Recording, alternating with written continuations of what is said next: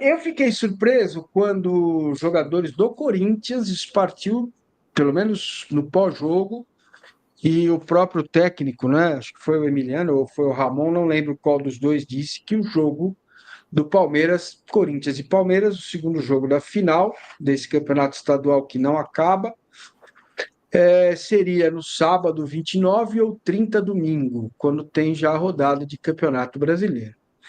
Muito bem, meus caros, vocês são super afinados, repórteres de primeira mão, primeira linha, super bem informados. Existe algo nesse sentido ou o bola vai rolar na quinta-feira que vem mesmo, um jogador voltando de madrugada na terça?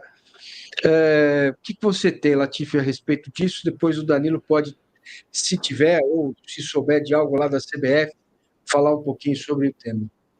Tenho sim. Massa, eu conversei com o pessoal do FPF e também do Palmeiras e do Corinthians sobre essa questão. O que eu ouvi foi que os times querem jogar dia 27, os dois times estão alinhados com a ideia de jogar no dia 27, na quinta-feira, e que se houvesse algum conflito, né, com a data da Sul-Americana, imaginou-se que a estreia do Corinthians na Sul-Americana poderia ser no dia 2 ou 3. Isso, na terça da semana seguinte. Na terça, exato. Mas eles falaram que é muito mais provável que esse jogo seja modificado para quinta, para ter um tempo a mais, do que mudar a data da final do Paulistão. Então tá descartado, pelo menos o que eu sei, não sei se o Danilo tem uma apuração diferente, é que o jogo vai rolar mesmo dia 27. Os times estão alinhados para isso, tanto é que teve aquela questão dos voos fretados juntos, dos dois times, que a gente ainda não recebeu mais informações sobre o tema, e que esse jogo da Conmebol pela Sul-Americana seria em outra data, 2 dias mais para frente. Tá, eu vou deixar uma pergunta para vocês aqui. O que é mais importante? Ganhar do Corinthians no segundo jogo, ser campeão, ou a estreia do Campeonato Brasileiro contra o Botafogo? Danilo, o que diz a CBF? Como é que está lá o movimento? Edinaldo, Leila apoiando o Edinaldo na reeleição. Conta para nós. Vamos lá, a gente tem agora uma cena, um episódio importante dessa novela, dessa minissérie que vai sair, que é a divulgação, provavelmente hoje no fim do dia, amanhã, no começar do dia, que é a tabela da Sul-Americana e da Libertadores. A partir dessas datas, a gente vai ter uma noção melhor do que quais seriam as alternativas. Quando os jogadores do Corinthians falaram sobre não ser no dia 27, eu fui também falar com o pessoal lá da Federação Paulista, que o Flávio chama de FPF, eu já reparei. Mas, Flávio, repara que falar FPF é mais difícil do que falar Federação Paulista, cara. Cuidado. E aí eu fui falar com o pessoal ele pega um pouco no seu pé, eu já reparei, mas tá bom. Eu gosto de brincar com ele. Quem ama, cuida. É isso. Exato. E aí eu fui falar com o pessoal da Federação Paulista e eles falaram que eles simplesmente não entenderam o que quiseram dizer os jogadores do Corinthians. Eles falaram, não, cara, a gente nem conseguiu entender. Talvez eles estejam falando da mudança de data do Campeonato Brasileiro. Essa sim, essa mudança pode acontecer. Só que, por que eu disse, né, da marcação da tabela da Libertadores hoje, da Sul-Americana? Porque você vai ter definição de quando o Corinthians vai jogar pela Sul-Americana, e a gente tem que lembrar que quem manda na Sul-Americana é a SBT. A SBT gosta de jogo terça. Se essa decisão prevalecer, aí o Corinthians, obviamente, não poderia jogar no domingo pelo Brasileirão e teria que fazer o jogo quinta, sábado e terça. Quinta pelo Paulista, sábado pelo Campeonato, pelo Brasileirão, contra o Bahia lá em Salvador, e contra... eu não esqueci quem vai ser a estreia, acho que contra o Huracan na Sul-Americana. Se conseguir uma negociação com a SBT, colocar para quinta, e a mesma coisa acontecer com o Palmeiras, que tem uma possibilidade do Palmeiras estrear na Libertadores na quinta-feira, com transmissão, aí seria da ESPN, aí você abre a possibilidade de mudar o jogo para domingo. Só que aí tem um outro problema, Massini. Se você muda o jogo do Palmeiras para domingo, você tem o jogo do São Paulo, que está marcado aqui para São Paulo, contra o Sport. Então, mas você sabe que aí pode ser bom, inclusive, para o São Paulo. Mudar para sábado, certo? O jogo. Porque tem show no meio de semana. E aí, o domingo, o Morumbi estaria com... isso que o Latifi dança, que é uma beleza. Vocês precisam ver o nosso querido Flávio Latifi dançando K-pop. É um negócio brilhante. Eu vi na festa do UOL. É um bailarino, é um negócio maravilhoso. Então, para o São Paulo não seria ruim, né? Então, talvez o Júlio Casares levanta a mão e fala: olha, quer jogar aqui domingo? Troca comigo, É, tal. Então, mas né? tem O mais uma Brasil. vírgula aí, tem a Mais vírgula uma, vamos final, lá. que é a Globo. A Globo já colocou na grade Certo. Palmeiras e Botafogo para sábado 4h30 como Quatro. transmissão. Então, também teria que discutir isso, porque, como a gente sabe, esse Brasileirão vai ser o mais dividido da história, que vai continuar sendo assim nos próximos anos por conta da forma que foram vendidos os negócios, os direitos de transmissão. Mas sábado é Globo, domingo é Record, então tem também esta questão. É uma grande novela, hoje ou amanhã de manhã, no mais tardar, quando oficializarem a tabela da Libertadores, a gente vai ter as pecinhas se mexendo. Vamos ver se a torre vai dar checkmate em alguém, se o cavalo vai fazer o L ali na. Aí a gente vai saber como vai funcionar esse xadrez, Massini. Perfeito. Bom, então tá tudo aí, gente. Vocês têm aqui todas as informações necessárias para formar a opinião de vocês a respeito disso, tá? Estamos quase chegando a 1.000 pessoas conosco aqui. Vamos lá, vamos dar o like, se inscrever no canal, por gentileza, registrando a presença do Edilson Domingues, do William Ferreira. O William está dizendo ganhar do Corinthians, o Edilson dizendo ser campeão. A Libertadores tem muito jogo, calma. É, Certo, tá aqui a galera. Vamos que vamos. Só uma última antes de a gente mudar o fio para Libertadores. A informação que eu tive é que o Paulinho poderá estar ou poderá ser relacionado para o segundo jogo da final. Vocês têm algo a respeito disso ou não? Ô Massa, eu acho que depende muito da reapresentação de amanhã. Se a partir de amanhã a gente receber a informação de que o Paulinho iniciou a transição física, isso pode ser um grande indicativo de que pelo menos ele será relacionado para o jogo de volta. O Paulinho, ele na última semana, ele seguiu o cronograma com o Núcleo de Saúde e Performance do Palmeiras. Ele fez treinos com bola, mas coisa bem leve. Mas quando um atleta começa essa reta final de transição, onde já começa a treinar como coringa em algumas atividades, ou começa a treinar 30 minutos, participa de 30 minutos do treino, isso indica que o atleta está voltando. Isso não aconteceu ainda com o Paulinho.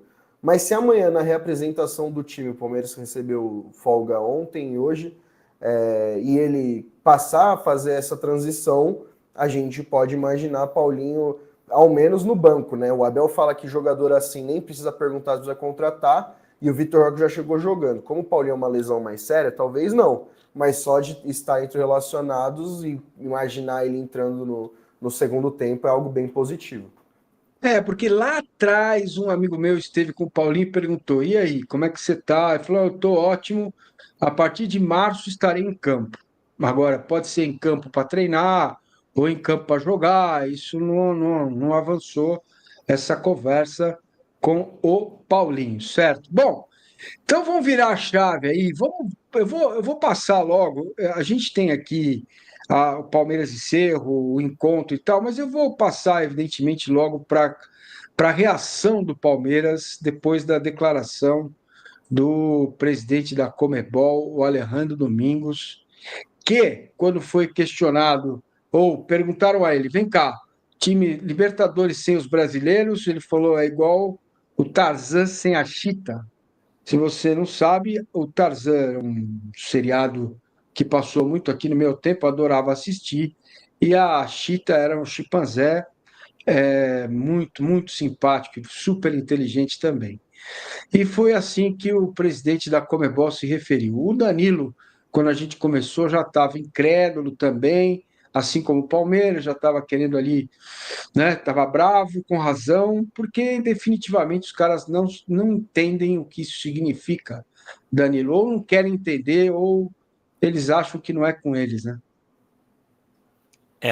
É muito difícil compreender. Eu tenho tentado de uma maneira, tentando assim me colocando, tentando entender por que os caras tratam com tanto desdém uma questão tão importante que é essa do racismo. E eu não digo só Comebol, presidente do Peñarol, presidente do Cerro Porteño, todos os envolvidos.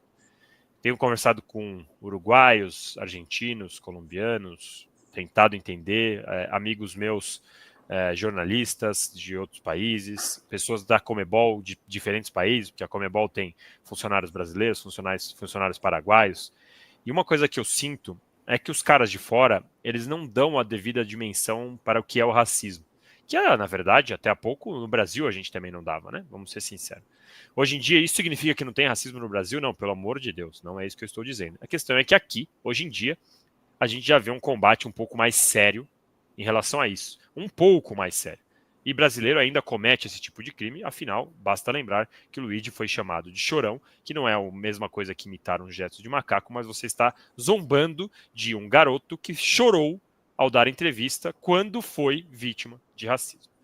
E aí eu tenho notado, conversando com essas pessoas, que eles simplesmente desconhecem o que é o racismo. Eles acham que é algo como uma provocação qualquer. Então a resposta deles é: fez o gol, apontou para o símbolo da camisa, fez o gol, apontou para o nome.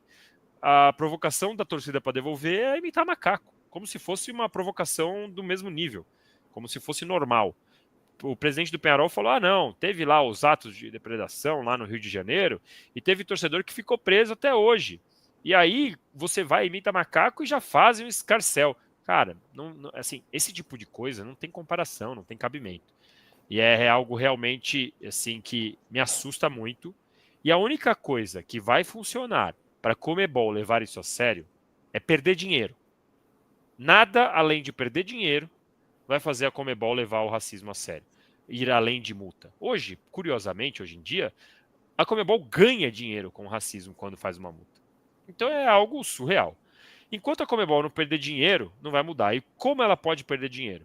De duas formas. Pelo menos agora, pensando aqui, deve ter outras formas. De duas formas. Os clubes brasileiros saírem fora, porque a Comebol ia perder muita grana de direito de transmissão, ia perder muita grana, porque hoje os clubes brasileiros representam aí 30%, 40% de toda a receita e toda a premiação da Comebol, da Libertadores da Sul-Americana, ou com os patrocinadores pressionando a Comebol num nível que nem já aconteceu com várias outras. Quantas vezes a gente não vê escândalo com Tiger Woods, com Magic Johnson, com tantas outras pessoas que tiveram escândalos e que os patrocinadores romperam. É o próprio Robinho, né, Danilo? O próprio Robinho. Tem tantos outros, com outros escândalos que não só o racismo. Então, enquanto isso não acontecer na Comebol, não veremos mudanças. Por enquanto, o presidente teve lá a ideia que ele achou que era brilhante de falar em português, um discurso contra o racismo, e que, eu não sei se foi depois ou antes, ele tinha falado aquilo na Zona Mista, comparando o Tarzan e a Cheetah. Assim, se eu quiser ser muito bonzinho com ele, com o presidente da Comebol, eu posso falar que ele, putz, coitado, ele foi fazer uma comparação, tipo a gente falar Claudinho sem bochecha, sei lá, qualquer dessas comparações que a gente fala, e fez uma comparação absolutamente trágica e desastrosa. Mas eu não consigo ser bonzinho nesse nível. O cara, como presidente de uma entidade, precisa ter noção do que está falando, precisa ter noção de como vai se manifestar, ainda mais num turbilhão desse. É um negócio inacreditável o que ele tem feito, e mais inacreditável ainda é a postura passiva de muitos clubes brasileiros.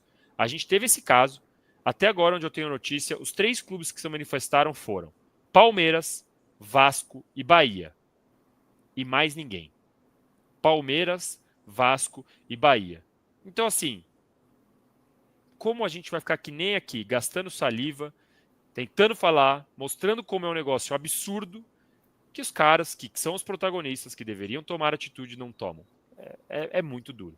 Ô Danilo, o São Paulo acabou de mandar acho que você vai receber aí um posicionamento do São Paulo sobre o tema. E o Padrão, acabei de receber. O São Paulo repudia veementemente qualquer forma de racismo e discriminação. É tudo que o São Paulo tem para falar sobre a declaração do Alejandro Domingos. É ruim, Inclusive, mas é menos pior, né? É ruim, mas é menos pior. Não, mas eu acho importante a gente dizer, ontem a gente viu uma cena bem emblemática, né, do Buozzi conversando com o Zapag, que é o presidente do Cerro Porteño, e ele é duro, né, o Buozzi, tanto é que um colega nosso disse que pessoas da Conmebol ficaram incomodadas com a forma bélica que o Buozzi conversou com os dirigentes do time paraguaio. Mas o São Paulo marcou reunião com o Cerro Porteño ontem para estreitar relações.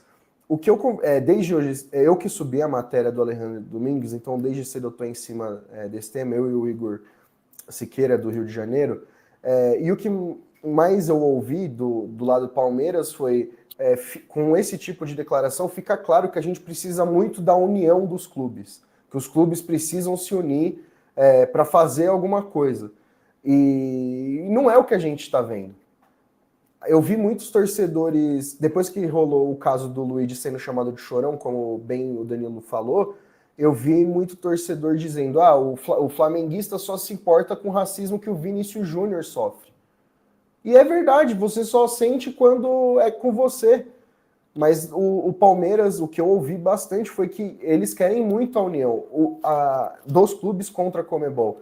Quando eu e o Danilo, a gente estava conversando sobre essa questão do Alejandro Domingues, o Danilo falou para mim, cara, eu tô conversando com o pessoal aqui, estão me falando que deve ser IA, não é possível que o Alejandro Domingues falou isso.